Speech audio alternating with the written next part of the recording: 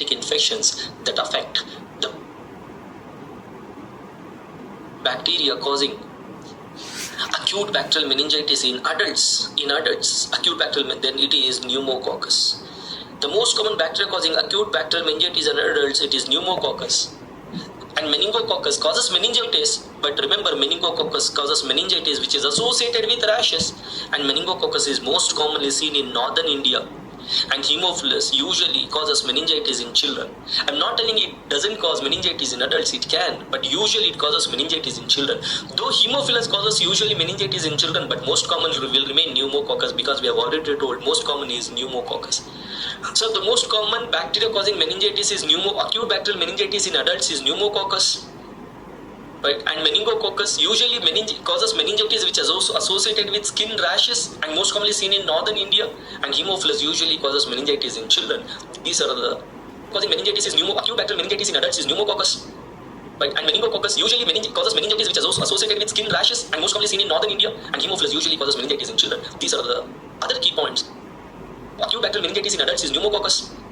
Right? And meningococcus usually causes meningitis which is also associated with skin rashes and most commonly seen in northern India. And Haemophilus usually causes meningitis in children. These are the other key points which can tell, okay, this is pneumococcus, meningococcus, and Haemophilus. With that, now if you see, sir, we have lab diagnosed acute bacterial meningitis. Once we have lab diagnosed, sir, we have to treat. If you talk about the treatment, sir, empirical treatment is for acute bacterial meningitis in adults is, sir, empirical treatment is vancomycin plus ceftriaxone. Vancomycin covering the gram-positive bacteria and ceftriaxone covering the gram-negative bacteria. Other key points which can tell, okay, this is pneumococcus, meningococcus, and Haemophilus. With that, now if you see, sir, we have lab diagnosed commonly seen in northern India, and Haemophilus pneumococcus. So the most common bacteria causing meningitis is acute bacterial meningitis in adults is pneumococcus. Right? And meningococcus usually causes meningitis which is also associated with skin rashes and most commonly seen in northern India. And Haemophilus usually causes meningitis in children. These are the other key points which can tell, okay, this is pneumococcus, meningococcus, and Haemophilus. With that, now if you see, sir, we have lab diagnosed acute bacterial meningitis. Once we have lab diagnosed, sir, we have to treat. If you talk about the treatment, sir, empirical treatment is for acute bacterial meningitis in adults is, sir, empirical treatment is vancomycin plus ceftriaxone. Vancomycin covering the gram-positive bacteria and ceftriaxone covering the gram-negative bacteria. So this is the treatment of acute bacterial meningitis in adults. So once you have lab diagnosed and treated acute bacterial meningitis in adults, now we are moving towards acute bacterial meningitis in neonates.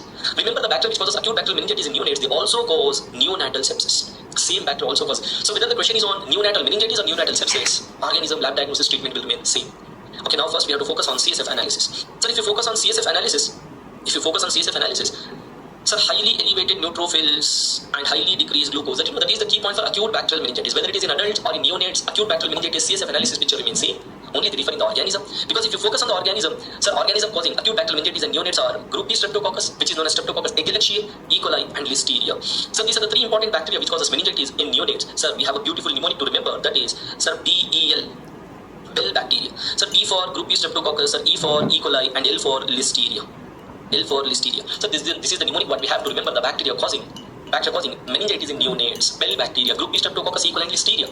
So now if you ask me, among these three, which is the most common that causes acute bacterial meningitis in neonates, then the answer is, sir, most common in the world causing neonatal meningitis is group B streptococcus, whereas most common in India causing neonatal meningitis is E. coli. So the most common in the world in India, right, organism varies in case of neonatal meningitis. So once I've understood, let's lab diagnose and treat. So if you talk about the lab diagnosis and treatment, when you get the CSF sample and on microscopy, if you see gram-positive cocci in long chains and CAM test is positive to confirm it is group B streptococcus.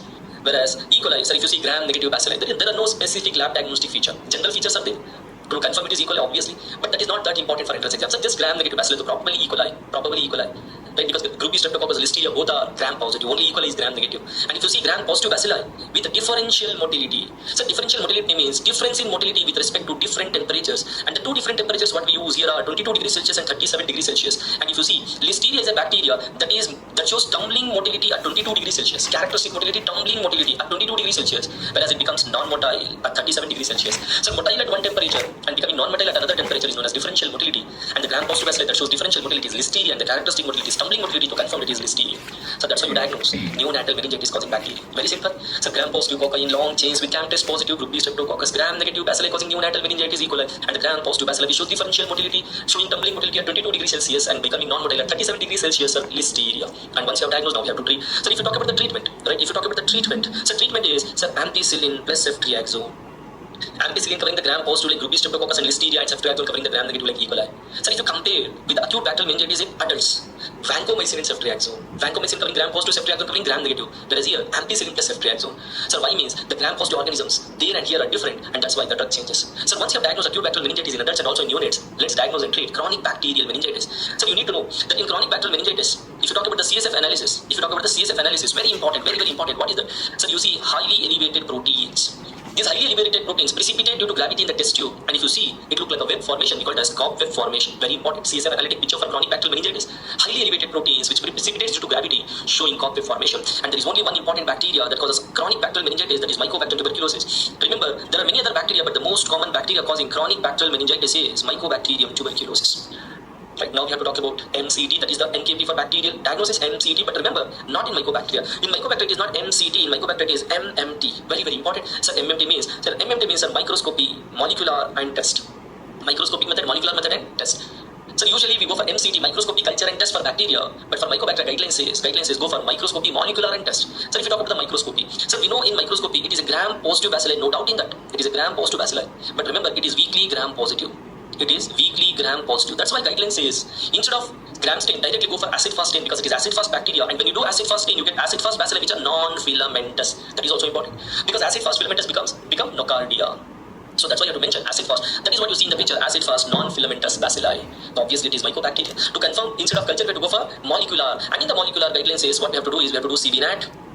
So that's why you have to mention acid-fast. That is what you see in the picture as because it is acid-fast bacteria, and when you do acid-fast stain, you get acid-fast bacilli which are non-filamentous. That is also important because acid-fast filamentous become nocardia. So that's why you have to mention acid-fast. That is what you see in the picture.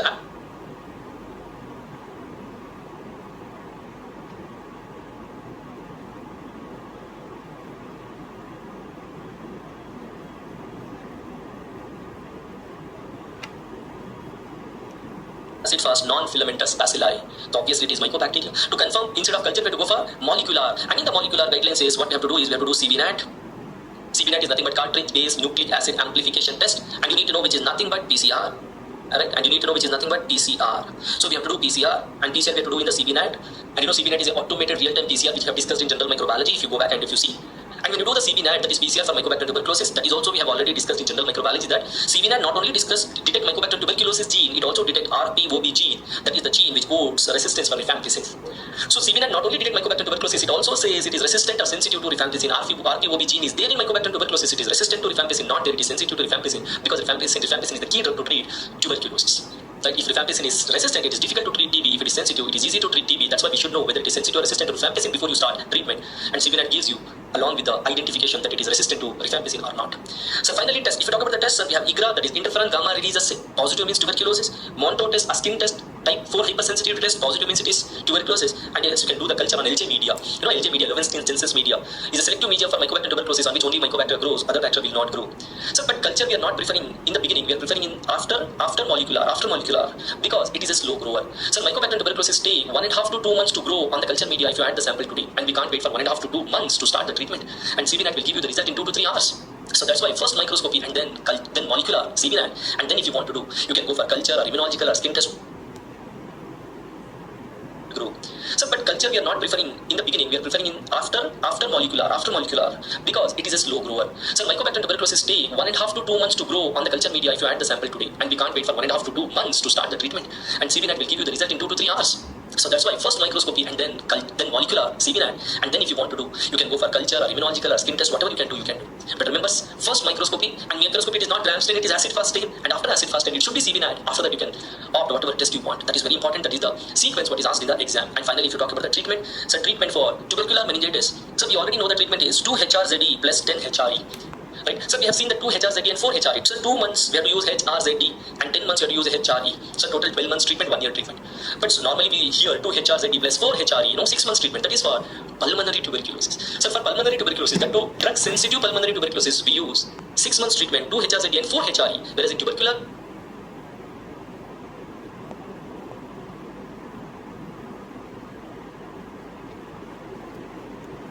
two HRZD plus 4 HRE, 6 months treatment. That is for the 2 HRZD and 4 HRE. So 2 months we have to use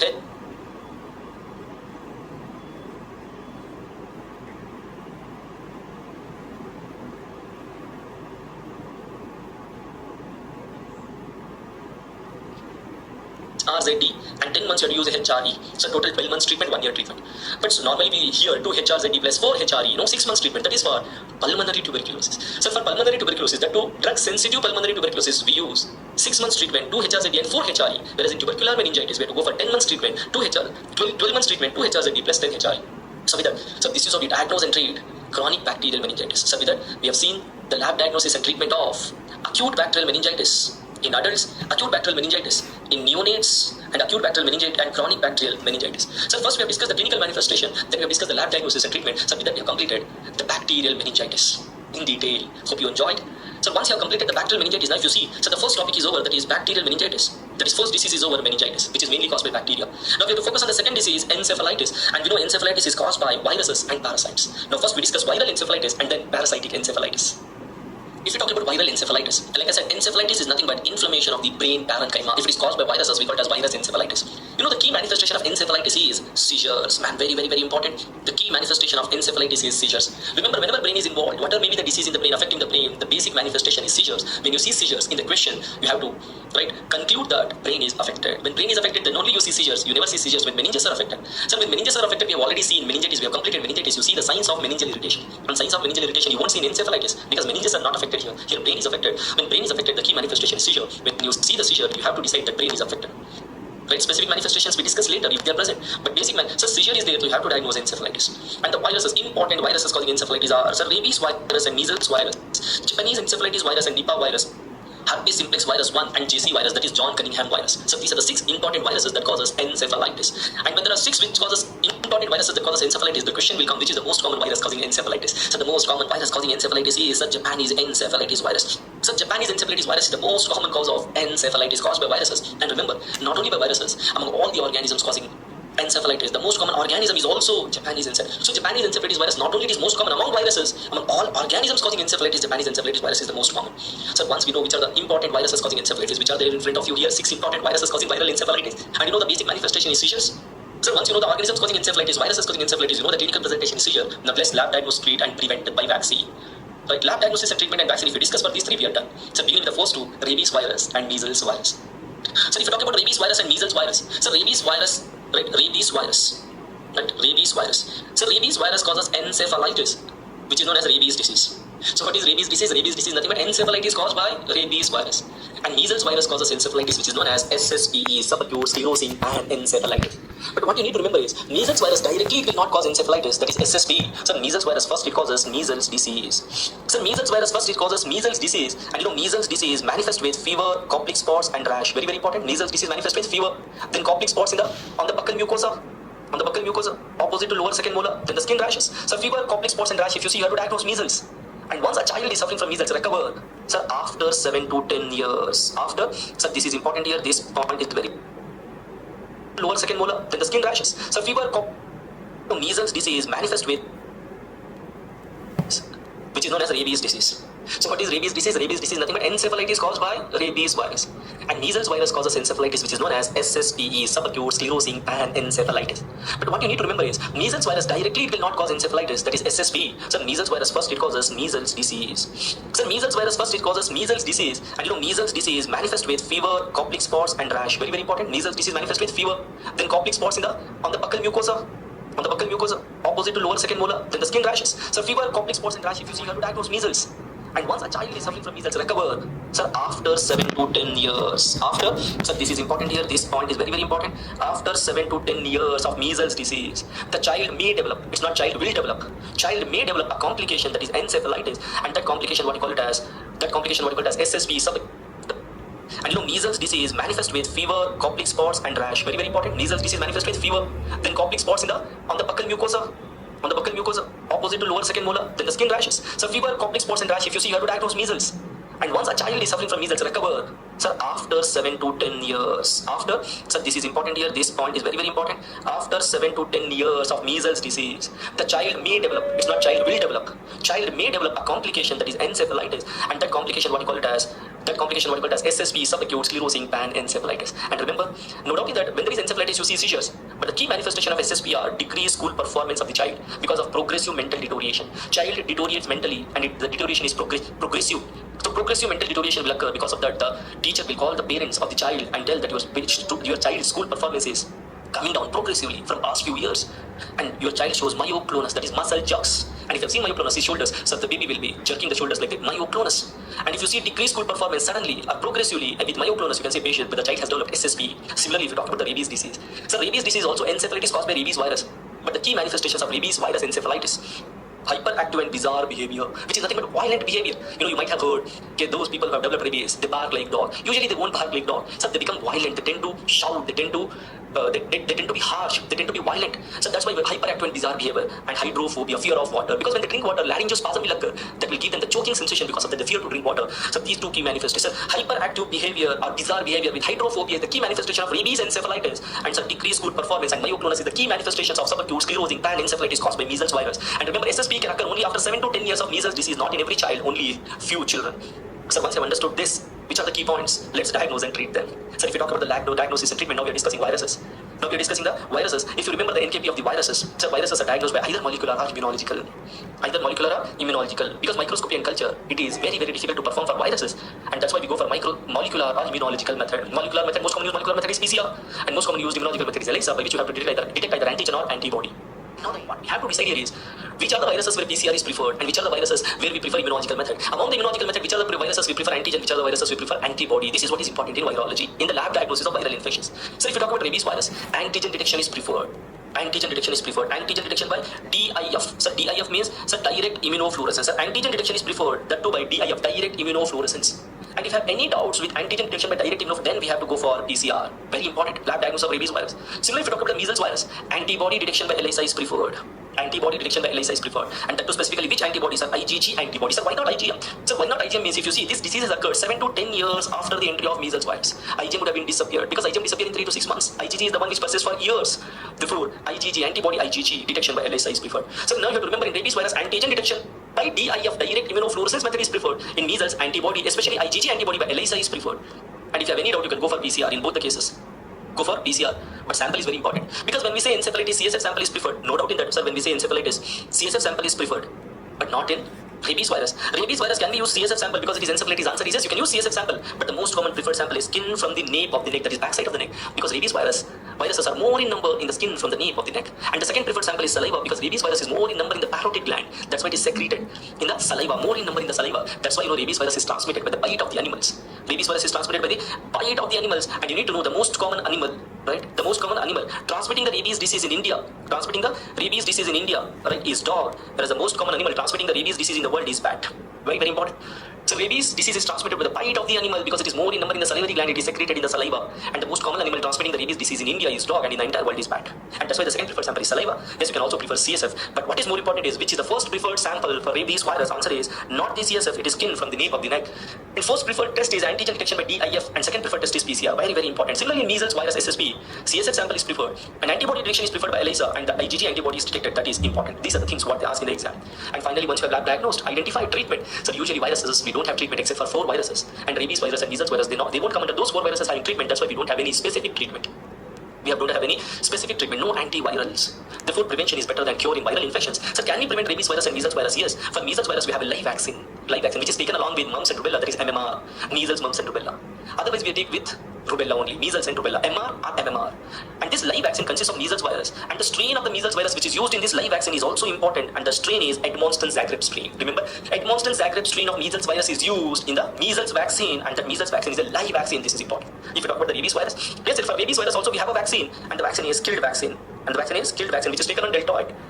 But apart from vaccine, that is what we take as pre-exposure prophylaxis. But if you talk about the post-exposure prophylaxis, apart from vaccine, the first step to be taken is wash the wound with soap and water for at least 15 minutes. And then you have to apply the antiseptics on the wound. Then you have to go to hospital and you have to take a local injection of immunoglobulin surrounding the wound, and then you have to take the vaccine on the deltoid. So post-exposure prophylaxis in rabies is very important, and we have 4 measures in the post-exposure prophylaxis. The first should be wash the wound under running soap with soap and water under running tap water, right, for 15 minutes. Then apply the antiseptics. Then take the injection of immunoglobulin surrounding the wound. Then take the killed vaccine on the deltoid. These are the 4 steps of post-exposure prophylaxis in rabies. That's how you can prevent the rabies even after getting exposed, even after the animal bite. So this is how we diagnose and prevent rabies encephalitis and measles virus encephalitis, that is SSV, and we don't have a specific treatment. So once we have completed the first 2 viruses, so now we are discussing viral encephalitis, and we have 6 important viruses causing encephalitis. Now we have completed the first 2 viruses, rabies and measles. Now we have to discuss the next 2, Japanese encephalitis virus and Nipah, and then HSV1 and JC virus. So if you talk about now the JE virus and Nipah virus. So if you talk about JE virus and Nipah virus, so Japanese encephalitis virus and Nipah virus, you need to know that Japanese encephalitis virus, like I've already told you, it is the most common virus causing encephalitis. Not only in India, in the entire world. And it is not only the most common virus, it is the most common organism causing encephalitis. But the more important point, what you need to understand and remember here is, it causes encephalitis, especially in children, age group 5 to 15 years.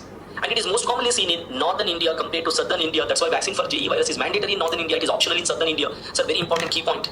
And Nipah virus causes encephalitis that is acquired from fruit bat. So that is also very important.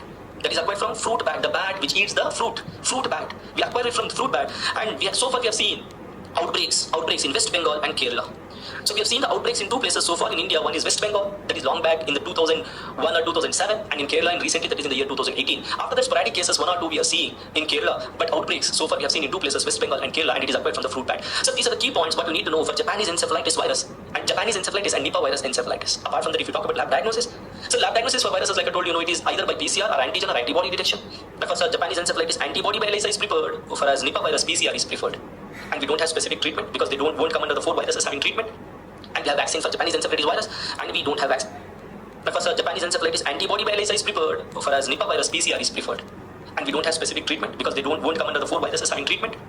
And we have vaccine for Japanese encephalitis virus, and we don't have vaccine for Nipah virus. We don't have. So Nipah virus having high mortality, 40 to 70%, 40 to 70% high mortality. We don't have specific treatment. We don't have vaccine. That's why it is really, right, we have to worry about the Nipah virus. But luckily, it will not spread by. Right? It will not spread by inhalation.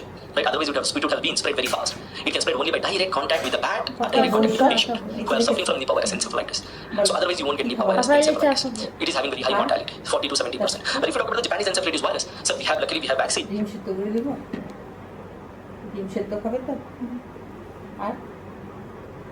ডিম সেদ্ধ না, একটা অমলেটই করে দেবো। Omelette মানে ফাটিয়ে করছি। ওটা কি করছো? রেকর্ড। কেন? কোনটাই কথাগুলো? না, আমাকে কেন? ইউটিউব চালাবো। ঠিক আছে, যাও। So far we were taking live vaccine, and the strain which was used in the live vaccine was SA1442. But recently in India, killed vaccine was also recommended by the guidelines. You can use killed vaccine, and in India recently, which approved the killed vaccine that uses Kolar strain. Because earlier also we had killed vaccines, and the strain in those killed vaccines were Nakayama strain and Beijing strain. But that was not used. That was not recommended by the guidelines to use. Earlier it was recommended to use only live vaccine with a strain SA1442, and recently the guidelines have said that you can also use killed vaccine. And the killed vaccine got recommended by the guidelines with a Kolar strain. Now which one to take? So out of these 2, anyone can be taken either live or killed. Anyone can, both you should not take. Anyone you have to take. So with that, this is about Japanese encephalitis and Nipah virus. How will you diagnose and how will you treat? So the last 2 viruses which causes encephalitis, so which we have to discuss are herpes simplex virus 1, that is HSV1, and John Cunningham virus, that is JC virus. So remember, both of them they cause encephalitis, but the key points are, so HSV1 causes encephalitis, affecting only temporal lobe. Temporal lobe is a very, very important key point. So temporal lobe encephalitis, HSV1. And John Cunningham virus causes encephalitis, affecting only white matter of the brain. And that's why encephalitis caused by John Cunningham virus is known as progressive multifocal leukoencephalopathy. That is nothing but PML. What is PML? Progressive multifocal leukoencephalopathy. So what do you mean by that? See, progressive means the disease severity will keep on increasing. Multifocal means multiple areas are affected. Leukoencephalopathy. Sir, you know what do you know? Leuko means white. Right? You know, leuko means white. Encephalo means brain. So it is a disease of white brain, means white matter, affecting only white. Grey matter is not affected. And also you need to know it causes PML. No doubt in that it causes PML. A very important point, it causes PML in immunocompromised patients. That is also an important point. So PML, JC, so what about immunocompetent patients? In immunocompetent patients, usually JC virus disease is asymptomatic. In immunocompetent patient, there is no encephalitis, there is no PML. Usually immunocompetent patients are asymptomatic.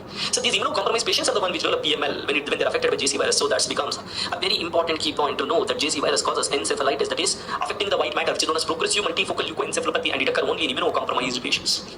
And once you know the key points, now lab diagnosis and treatment. So both of them are diagnosed by PCR. And we don't have vaccine for both the viruses. We don't have vaccine for both the viruses, but we have treatment for herpes virus, because herpes virus come under the 4 viruses having treatment, and the treatment for herpes virus is, the treatment for herpes virus is acyclovir is the drug of choice. With that, this is all about herpes virus and JC virus encephalitis. With that, we have completed all the 6 viruses causing encephalitis, and those 6 viruses are rabies virus, measles virus, Japanese encephalitis virus, Nipah virus, HSV1 and JC virus. So we know everything about viral encephalitis. With that, now we have to discuss encephalitis caused by one more type of organism, that is parasite, that is parasitic encephalitis. And like the disease is same, encephalitis, because the disease is same, manifestation will remain same. It is inflammation of brain manifesting with seizures. Only organisms are parasites. So there we saw viruses, here we are seeing parasites. There we saw 6 viruses, important viruses causing encephalitis. Here we see 4 important parasites causing encephalitis. So which are the 4 important parasites causing encephalitis? You need to know all these 4 parasites that causes encephalitis. They belong to the group free-living amoeba. That is a very important point. Right? All of them which causes all the parasites which causes encephalitis, they belong to a group which is known as free-living amoeba. Sir, what do you mean by this? Free-living amoeba. So free-living means these are the parasites which freely lives in soil and water. So the parasites which are found in soil and water are known as free-living parasites. And there are only 4 parasites which we find in soil and water. And all of them are free-living. Amoeba means amoeba are the protozoa having pseudopodia as their locomotory organ. So all the protozoa which are having pseudopodia as their locomotory organ, we call them as amoeba, and all the 4 are amoeba because all the 4 they have pseudopodia. So remember, all the 4 which causes parasitic encephalitis, we call them as free-living amoeba because all the 4 they are found in soil and water, that's why they are free-living. And all the 4 they have pseudopodia as their locomotory organ, that's why they are known as amoeba. And now you have to understand one important point, because all the 4 are present in soil and water. Among soil and water, and they are mainly found in water. Because they are mainly found in water, so usually we acquire the infection while swimming if the swimming pool water contain or the water contains free-living amoeba. So that is an important point. So parasitic encephalitis we acquire after swimming because the organisms, the parasites which causes encephalitis are found in water, swimming. So usually there will be history of swimming before parasitic encephalitis. That is a very important point for exam. And the 4 parasites which are free-living amoeba which causes parasitic encephalitis are Naegleria and Serpinia, Acanthamoeba and Palamutia. When there are 4, the question will come, which is the most common cause of parasitic encephalitis? And remember, Naegleria is the most common cause of parasitic encephalitis. Naegleria is the most common cause of parasitic encephalitis. And remember, all the 4 they cause encephalitis, no doubt in that. And the most common disease caused by all the 4 is encephalitis. But remember, all the 4 can also cause meningitis. All the 4 they can also cause meningitis. But when we come to meningitis, though all the 4 they cause meningitis, Naegleria is the most common cause of meningitis, whereas Serpinia, Acanthamoeba, Palamutia are very, very rare. Because of that, in the exam, when the question comes on parasitic encephalitis, your diagnosis should narrow down to all the 4. All the 4, because all the 4 they cause encephalitis. But when the question comes on parasitic meningitis, your diagnosis should narrow down to only one, Naegleria. Though remaining 3 also causes meningitis, but very, very rare. But Naegleria most commonly can cause encephalitis and also meningitis. So now you know which are the 4 parasites that causes encephalitis, and you know the clinical presentation, basic manifestation is seizure. So once you know the organisms causing encephalitis, parasites causing encephalitis, you know the clinical diag. All the 4, because all the 4 they cause encephalitis. But when the question comes on parasitic meningitis, your Palamutia are very, very rare. Because of that, in the exam, when the question comes on parasitic encephalitis, your diagnosis should narrow down to all the 4. All the 4, because all the 4 they cause encephalitis. But when the question comes on parasitic meningitis, your diagnosis should narrow down to only one, Naegleria. Though remaining 3 also causes meningitis, but very, very rare. But Naegleria most commonly can cause encephalitis and also meningitis. So now you know which are the 4 parasites that causes encephalitis, and you know the clinical presentation, basic manifestation is seizure. So once you know the organisms causing encephalitis, parasites causing encephalitis, you know the clinical diagnosis, seizures, lab diagnosis and treat, we are done. So beginning with the first 2, Naegleria and Serpinia. So if you talk about Naegleria and Serpinia, the first 2 bacteria which causes parasitic encephalitis. So Naegleria causes encephalitis, and I have already told you people that Naegleria also causes meningitis. So that's why we call it as Naegleria causes meningoencephalitis, meningitis plus encephalitis. Right? And as it is amoeba, we call it as amoebic meningoencephalitis. And the first disease, the main important disease, the primary disease for Naegleria is meningoencephalitis. That's why we call it as primary amoebic meningoencephalitis. And shortly, sweetly, we call it as PAM. So Naegleria causes what? PAM. What is PAM? Primary amoebic meningoencephalitis. And remember, it is an acute condition. So here onwards, if I ask you Naegleria causes what, then you have to say Naegleria causes acute PAM. That's what should be your answer. Naegleria causes acute PAM, acute primary amoebic meningoencephalitis. And if you talk about then what about Serpinia? So Serpinia causes encephalitis, that's it. And Serpinia encephalitis is chronic encephalitis. Okay, Serpinia encephalitis is chronic encephalitis, that's it. So here onwards, if I ask you Serpinia causes what, then you have to say Serpinia causes chronic Serpinia encephalitis. So once you know the key points, of Naegleria and Serpinia encephalitis, now lab diagnosis and treat. So if you talk about lab diagnosis and treatment, so Serpinia is, parasites. Remember the NKP is for the lab diagnosis of parasitic infections. So NKP for lab diagnosis of parasitic infection is microscopy. We diagnose parasites by microscopy.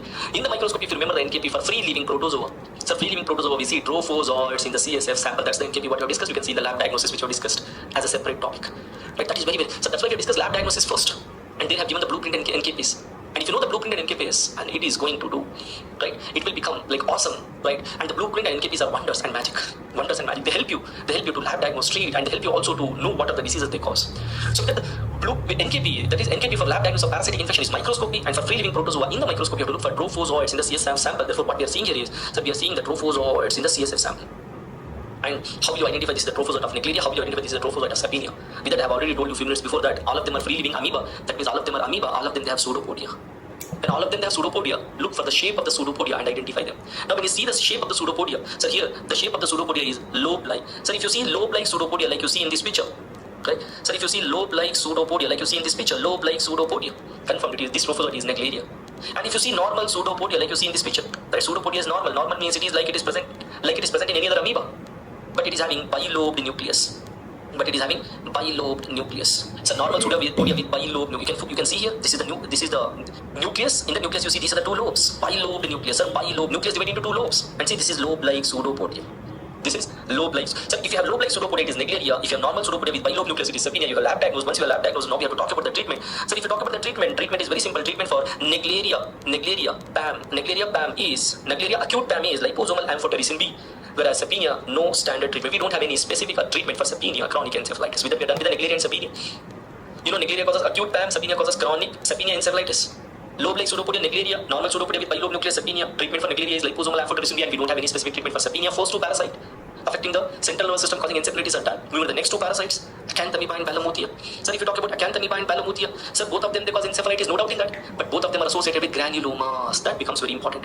So granulomatous encephalitis, because both of them are amoeba, all of them are amoeba, we call it as granulomatous amoebic encephalitis. So shortly, sweetly, what do we call? So shortly, sweetly, what we call is GAE. GAE means granulomatous amoebic encephalitis, and both of them they cause granulomatous amoebic encephalitis because both of them they cause encephalitis. Both of them are amoeba. Both of them are associated with granulomas. And one more point, what I have to focus here is both of them they cause chronic condition, chronic disease. Therefore, ultimately, if I ask you, sir, Acanthamoeba and Balamuthia, both of them, what do they cause? Then you have to say both of them they cause chronic GAE, chronic granulomatous amoebic encephalitis. Then how will you differentiate? For that, you have to tell Acanthamoeba can also affect the eye, causing keratitis, especially in those people who wear contact lens. So Acanthamoeba causes contact lens keratitis, whereas Balamuthia won't cause contact lens keratitis. So these are the key points which you need to know regarding Acanthamoeba and Balamuthia. So then how will you lab diagnose and treat? So we have to lab diagnose by microscopy. You have to lab diagnose by microscopy, and for free living protozoa, we have to see trophozoites in the CSF sample. Because they are amoeba, we have to look for the pseudopodia. And if you look for the pseudopodia, now what you see here is, sir, if you see spike-like or thorn-like pseudopodia, like you see in this picture, spike-like or thorn-like, see, this is the picture, and you see here, thorn-like, spike-like, pseudopodia, then Acanthamoeba. And you have to remember Acanthamoeba. Acanth means what? Sir, you have to remember Acanth means spikes. Acanth means spike, amoeba means amoeba. So Acanthamoeba means what? Spiked amoeba. Acanthamoeba means spiked amoeba, means amoeba containing spikes. And Balamuthia, you have to remember B for branching. Remember Balamuthia, you have to remember B for branching. When you see the pseudopodia, and if the pseudopodia are branching, like you see here, branching pseudopodia, confirm it is Balamuthia. Right, like you see here, pseudopodia is branching. Right, pseudopodia is branching here, pseudopodia is branching.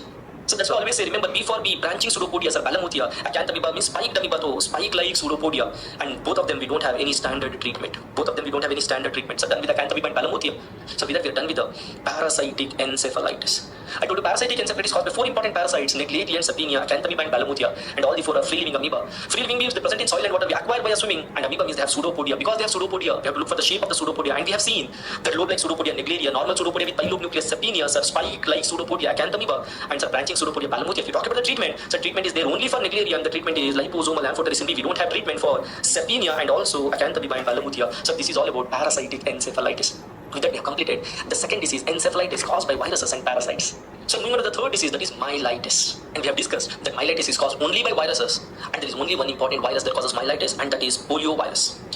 And the myelitis caused by polio virus, we call it as poliomyelitis. So that's why the disease name what we call it as poliomyelitis. And if you talk about poliomyelitis, sir, we always, whenever we hear polio, the first thing that comes into our mind is paralysis of the leg of the child. That is the picture that comes into our mind. No doubt in that is the picture that has to come, because it causes paralysis. And it causes flaccid paralysis. That is what we call as AFP, acute flaccid paralysis. But what you need to understand is, yes, when we think of polio, the paralysis has to come into our mind. But simultaneously, one more thing that has to come into our mind is, right, the chances of paralysis is 0.1%. Not every child suffering from poliovirus infection develop paralysis. That has to come to our mind. Without it, just paralysis is coming. It is not going to work to answer the question in the exam. So when poliovirus causes infection in 1,000 children, 1,000 children, out of 1,000 children, only one will develop paralysis. That is 0.1%. So then what about remaining people, remaining children who are suffering from poliovirus infection, who won't get paralysis? So you need to know 99% of them, they remain asymptomatic or just they get flu-like symptoms. Flu-like symptoms is common cold. 99%. Just 1% of them, they get meningitis. Poliovirus can also cause meningitis. 1%.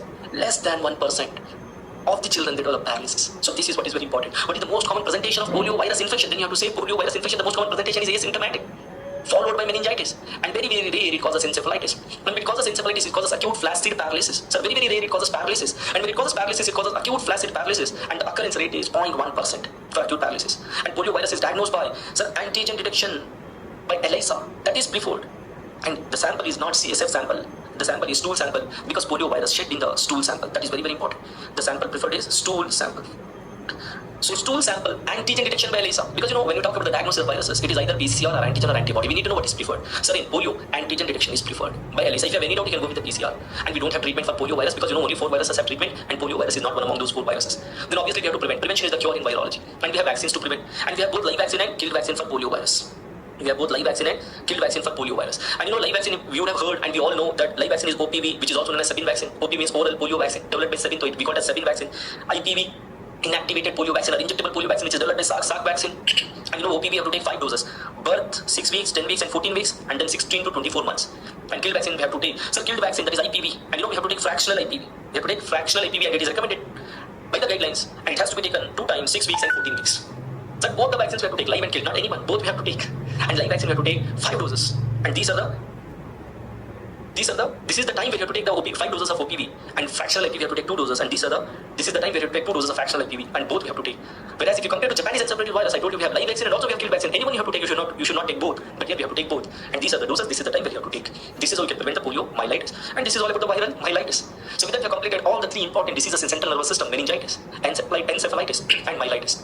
At the end, we have to discuss a miscellaneous infection affecting the nervous system, mediated by toxins. And toxins are mainly produced by bacteria. So I am talking about bacterial neurotoxin related diseases. The neurotoxin affecting the nervous system causing disease. Okay, 2 important neurotoxins. The 2 important neurotoxins are, one is botulinum toxin. One is botulinum toxin, and one more is tetanospasmin. And so botulinum toxin is known as botulinum toxin because it is produced by Clostridium botulinum. It is produced by Clostridium botulinum. And so tetanospasmin is known as tetanospasmin because it is produced by Clostridium tetani. So these are the 2 neurotoxins. And these neurotoxins, they affect the nervous system. And what do they cause in the nervous system? So in the nervous system, they inhibit neurotransmitters. That is important.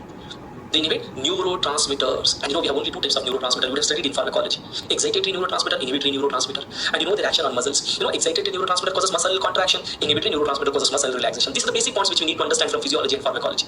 So we have 2 types of neurotransmitters, excitatory and inhibitory. And they have many actions. And action on muscles, if you talk about neurotransmitters, action on muscles. So excitatory neurotransmitter causes muscle contraction and inhibitory neurotransmitter causes muscle relaxation. And the important excitatory neurotransmitter that causes muscle contraction is acetylcholine. Very, very important. So which is the important neurotransmitter? Excitatory neurotransmitter which causes muscle contraction, acetylcholine. So which are the inhibitory neurotransmitters which causes muscle relaxation? Those are glycine and GABA. Remember, acetylcholine is an excitatory neurotransmitter which is responsible for muscle contraction. And glycine and GABA are the inhibitory neurotransmitter which are responsible for muscle relaxation. Okay, so now you need to understand that acetylcholine is an excitatory neurotransmitter which causes muscle contraction. And glycine and GABA are the inhibitory neurotransmitter which causes muscle relaxation. Okay, once you have understood about the neurotransmitters, sir, why are we discussing neurotransmitters? Because these are the neurotoxins that inhibit the neurotransmitters. Now if you talk about the first one, Clostridium botulinum toxin inhibits what? So inhibits excitatory neurotransmitter. That is important. It inhibits excitatory neurotransmitter, and the excitatory neurotransmitter inhibited is acetylcholine. And when excitatory neurotransmitter inhibited, muscle contraction is inhibited. When muscle contraction is inhibited, all the muscles will go into relaxation. When all the muscles go into relaxation, you get paralysis. And paralysis due to muscle relaxation is known as flaccid paralysis, and that is what we call it as botulism.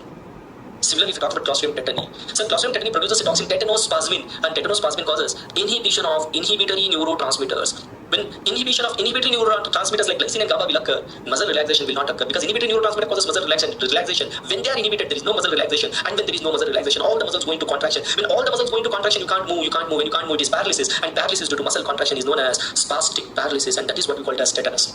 Sir, we all know Clostridium botulinum causes botulism, Clostridium tetani causes tetanus. But what we need to know is botulism is nothing but flaccid paralysis. Flaccid paralysis means paralysis due to muscle relaxation.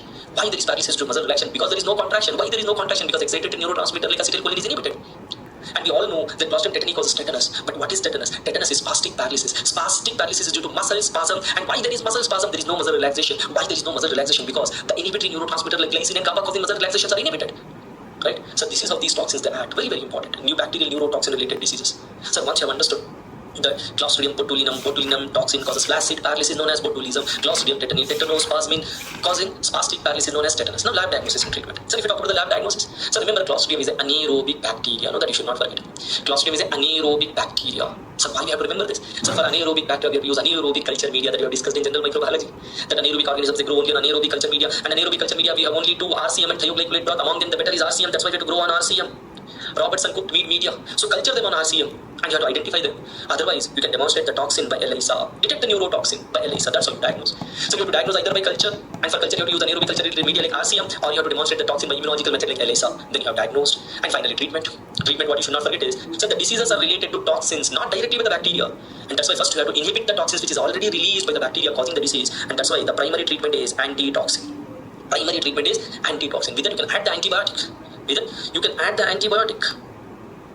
Right? With that you can add the antibiotic to kill the organism so that you should not release the further toxin. And you know the basics of pharmacology. The drug of choice for anaerobic organisms is either metronidazole or penicillin. Drug of choice is metronidazole or penicillin for anaerobic organisms. You just need to know which are the anaerobic organisms and which are the anaerobic organisms where metronidazole is preferred, which are the anaerobic organisms where penicillin is preferred.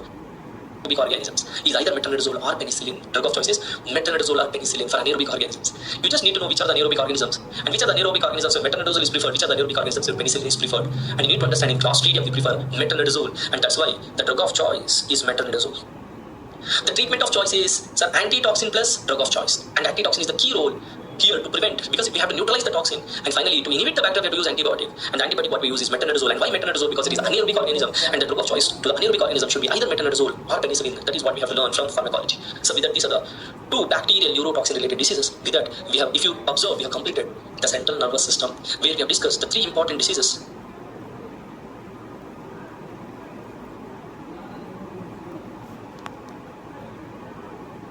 Cardiovascular system. Sorry.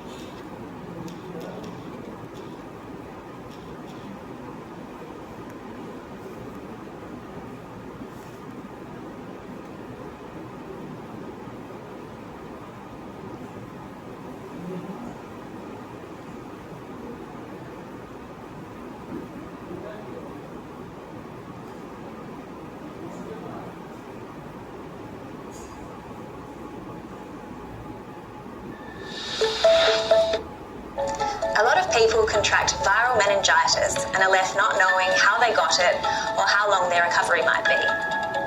The signs and symptoms of viral meningitis are similar to the flu: fever, nausea, being tired or floppy, rapid breathing, horrible headache, and for babies, a bulge on the soft spot of their head, a stiff neck, or extreme pain when the lights are turned on.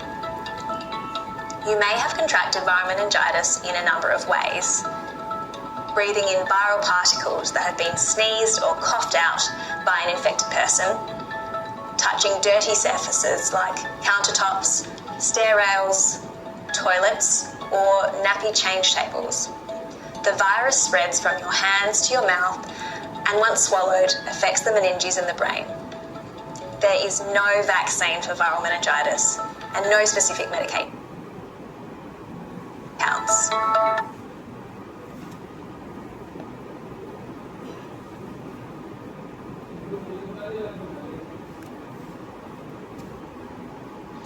Booking an apartment with good Wi-Fi is great. Connecting.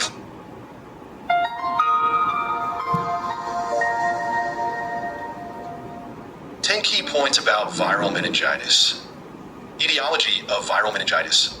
Viral meningitis is caused by a variety of viruses, with enteroviruses being the most common culprits. Other significant viral pathogens include herpes viruses, such as herpes simplex virus, and arboviruses like West Nile virus and Eastern equine encephalitis virus. The specific virus involved can often be linked to the patient's exposure history and the time of year, as certain viruses are more prevalent during specific seasons. Understanding the etiology helps in identifying high-risk populations and implementing preventive measures. For instance, enteroviruses are more common in children and during the summer and fall months. Epidemiology.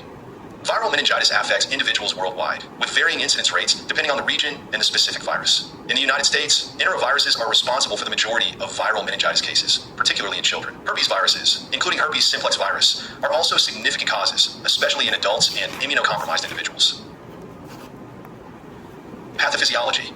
Viruses enter the central nervous system through various routes, including hematogenous spread from a primary infection site or direct invasion from adjacent tissues. Once in the central nervous system, the virus replicates and triggers an inflammatory response, leading to meningeal irritation and increased blood-brain barrier permeability. This results in the characteristic symptoms of meningitis, such as headache, fever, and stiff neck. The pathophysiological process is less severe compared to bacterial meningitis.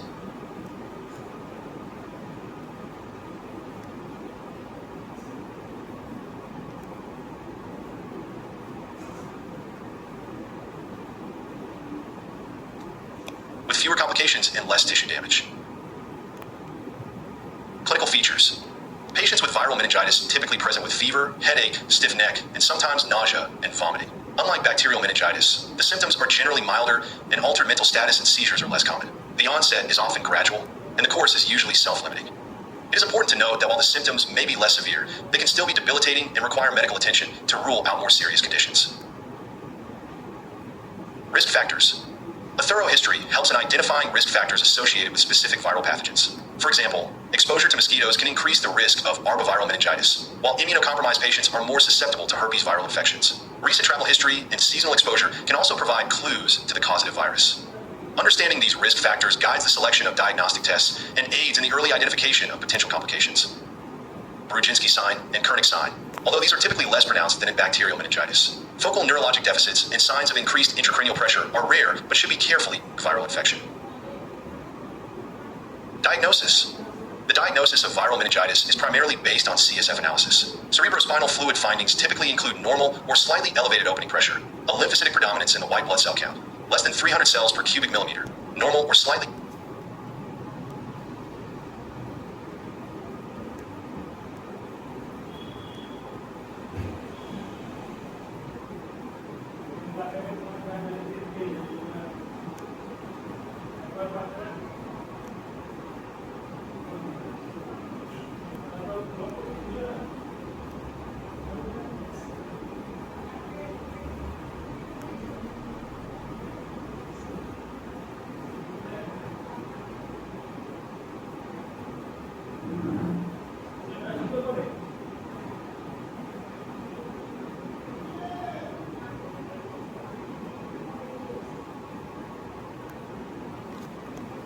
elevated protein levels and normal glucose levels. Polymerase chain reaction and viral less than 300 cells per cubic millimeter.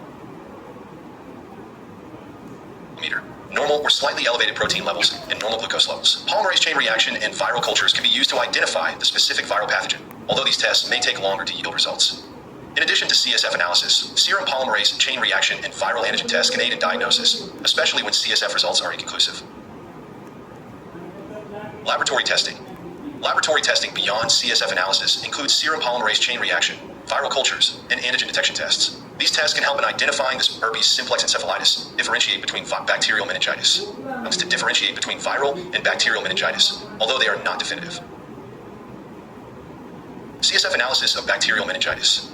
The CSF analysis for bacterial and viral meningitis reveals distinct differences that are necessary for diagnosis. In bacterial meningitis, CSF analysis typically shows elevated opening pressure, a high white blood cell count, greater than 1,000 per cubic millimeter, with a neutrophilic predominance, elevated protein levels, greater than 200 milligrams per deciliter, and decreased glucose levels, less than 40 milligrams per deciliter, or CSF to blood glucose ratio less than 0.4. Gram stain and culture are positive in a significant proportion of cases before antibiotic treatment, and rapid latex agglutination tests and PCR